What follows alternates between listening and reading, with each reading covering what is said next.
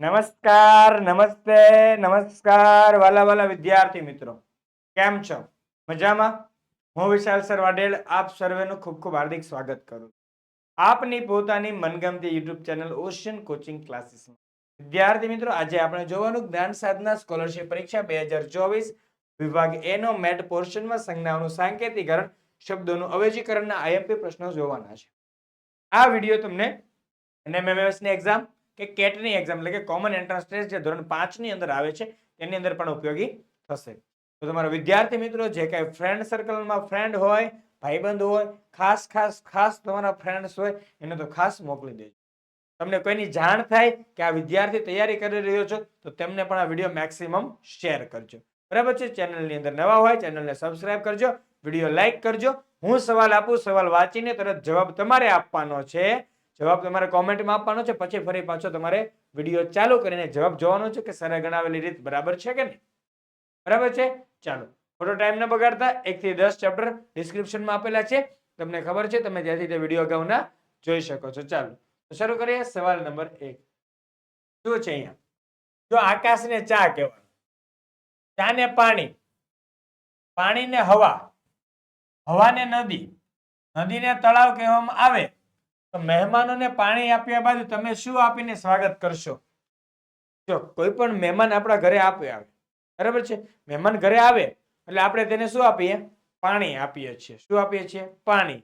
પાણી આપ્યા પછી તરત શું આપીએ? આપણે ચા આપીએ. પરંતુ અહીંયા ચાને શું કહેવામાં આવ્યું છે? જો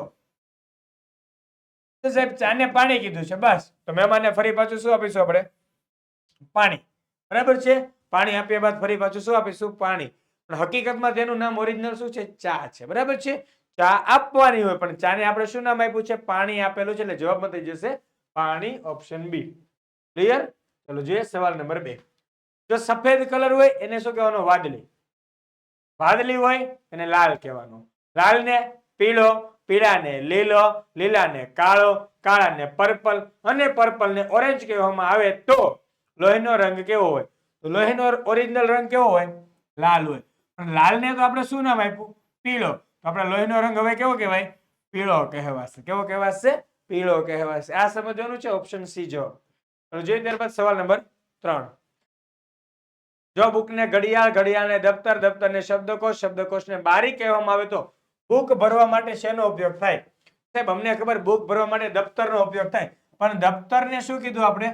શબ્દકોશ કીધું છે. શું કીધું છે? શબ્દકોશ કીધું છે. એટલે ઓપ્શન સી જવાબ. બરાબર છે? દફતરને શું કીધું આપણે?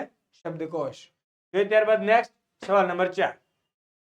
ગાંધીજીને જવાહરલાલ નહેરુ, જવાહરલાલ નહેરુને ઇન્દિરા ગાંધી, ઇન્દિરા ગાંધીને ડોક્ટર ભીમરાવ આંબેડકર અને ડોક્ટર ભીમરાવ આંબેડકરને ડોક્ટર રાજેન્દ્ર પ્રસાદ કહેવામાં આવે તો ભારતીય ચલણ અથવા તો નાણાં પર કોનો ફોટો છાપવામાં આવે છે?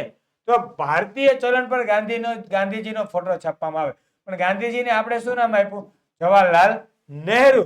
આપણા સવાલ પ્રમાણે શું લખાશે? ઓપ્શન બી, જવાહરલાલ નહેરુનો ફોટો છાપવામાં આવે. પણ એનું ઓરિજિનલ નામ શું છે? ગાંધીજી કીધું છે. આપણે શું કીધું છે? ગાંધીજી. સવાલ મુજબ જઈએ છીએ. ખાસ યાદ રાખજો, આ કોઈ હકીકતમાં નથી. હકીકતમાં તો ગાંધીજીનો જ ફોટો આવશે. ચલો જોઈએ ત્યારબાદ સવાલ નંબર ઓપ્શન બીજો. સવાલ 5 પહેલા આપણે જોઈ લઈએ કે તમારી માટે તૈયારી કરવા માટેનું સરસ મજાનું વિન હેલ્પ એજ્યુકેશનના શિક્ષક શ્રી દ્વારા સરસ મજાના પુસ્તક બનાવવામાં આવ્યું છે.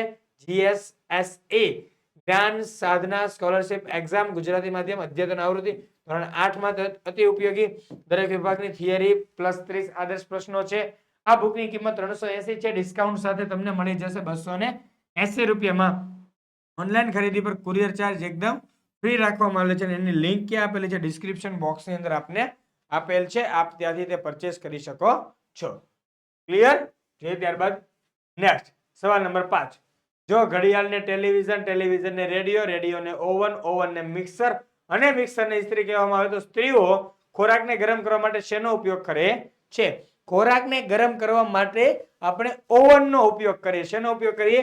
ઓવનનો ઉપયોગ કરીએ છીએ. અને ઓવનને આપણે શું નામ આપ્યું? ઓવનને મિક્સર કીધું છે. એટલે ઓવન એટલે મિક્સર. તો સ્ત્રીઓ ખોરાકને ગરમ કરવા માટે ઓવનનો ઉપયોગ કરે, પણ ઓવનને કીધું મિક્સર. એટલે આપણે શેનો ઉપયોગ કરીશું? મિક્સરનો ઉપયોગ કરે. ઓકે, તો ઓપ્શન ડી જવાબ. ત્યારબાદ નેક્સ્ટ. જો ગામડાને તાલુકો, તાલુકાને જિલ્લો, જિલ્લાને રાજ્ય, રાજ્યને દેશ અને દેશને વિદેશ કહેવામાં આવે તો નીચેનામાંથી ગુજરાત શું છે? તો સાહેબ ગુજરાત તો રાજ્ય છે, આપણે રાજ્યને શું કીધું છે? દેશ કીધું છે. એટલે ગુજરાત શું બની જશે? દેશ બની જશે. બરાબર છે. ચાલો, અવેજીકરણ છે શબ્દોનું, જેની અંદર આવી જ રમતો હશે. કઠણનો જવાબ એ. જ્યારે જોઈ લેવાનું કે અવેજીકરણનો સવાલ પૂછાય કે શેનો પૂછાયો, એના આધારે ટીક કરજો. ગુજરાત રાજ્ય છે, વાત 100% સાચી છે. પણ સવાલ શબ્દોના અવેજીકરણ રૂપે પૂછાયો હોય તો રાજ્યને જે કહેવામાં આવ્યું હોય તે લખવું પડે. રાજ્યને એમ કહી દીધું હોય કે ગાય છે, રાજ્યને એમ કહી દીધું હોય ભેંસ છે, રાજ્યને કદાચ એમ કહી દે કે દુનિયા છે, રાજ્યને બ્રહ્માંડ કહી દીધું હોય, રાજ્યને ગુરુગ્રહ કહી દીધું હોય તો એ જવાબ લખવો પડે, કારણ કે અહીંયા શબ્દોનું અવેજીકરણ થાય છે. ત્યારબાદ સવાલ નંબર 7. જો વિઝન ને નવોદય, નવોદય ને પીએસસી, પીએસસી ને એનએમએમએસ, એનએમએમએસ ને એનટીએસસી અને એનટીએસસી ને સ્કોલરશિપ કહેવામાં આવે તો ધોરણ 10 માં આવતી શિષ્યવૃત્તિ પરીક્ષાને શું કહેવામાં આવે છે? જો એનટીએસસી ધોરણ 10 માં અપાતી એક એક્ઝામ છે, નેશનલ ટેલેન્ટ સર્ચ એક્ઝામ. શું છે એક્ઝામનું નામ? National talent search exam. Okay, NTSC નું પૂરું નામ આ છે. તો ધોરણ 10 માં જે વિદ્યાર્થીઓ ભણતા હોય તેમની માટે એનટીએસસી ની પરીક્ષા આપવામાં આવે છે, શિષ્યવૃત્તિ. તો એનટીએસસી ને શું કીધું છે? સ્કોલરશિપ. તો 10 માં આપવામાં આવતી શિષ્યવૃત્તિને શું કહેવામાં આવે છે? સ્કોલરશિપ કહેવાય છે. ઓપ્શન ડી થઈ જશે. ક્લિયર? ત્યારબાદ નેક્સ્ટ તમારી માટેનો વિદ્યાર્થી મિત્રો આ ફ્રી બેચ છે, ખૂબ જ સરસ મજાનો ચાલી રહ્યો છે, જેની અંદર live plus recorded lecture, quiz, ગયા વર્ષનું મોડેલ પેપર સોલ્યુશન, દરેક બાબતો મળશે. સાથે સાથે મેટ શ્રેણી સંજ્ઞાઓનું સાંકેતિકરણ. શ્રેણી ટોપિક પૂરો થઈ ગયો. સંજ્ઞાનો સાંકેતિકરણમાં આજે આપણે 11 નંબરનો મુદ્દો ભણી રહ્યા છીએ. એ સિવાય વર્ગવારી અંગ્રેજી, ગુજરાતી શબ્દોનું તાર્કિક, અનુરૂપતા કસોટી, બૌદ્ધિક ગણિત, વિવિધ આકૃતિ, સરસ મજાની બાબતો પણ આપણે ભણવાના છે. બરાબર છે. આ દરેક મુદ્દા તમારા 1 બાય 1 આવતા જશે. ગણિત છે, વિજ્ઞાન છે, એસએસ છે, ઇંગ્લિશ છે, ગુજરાતી છે, હિન્દી, આ દરેકના વિડીયો પણ અવેલેબલ છે.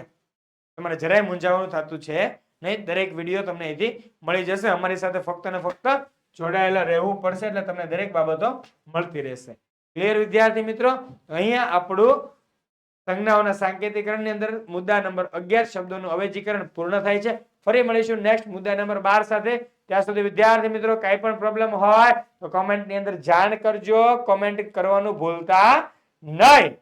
હવે ફરી મળીશું વિદ્યાર્થી મિત્રો નેક્સ્ટ વિડીયોની અંદર, વિડીયો નંબર 12 સાથે. ત્યાં સુધી આપની રજા લઈ રહ્યો છું. જય હિન્દ, જય ભારત, જય જય ગરવી ગુજરાત.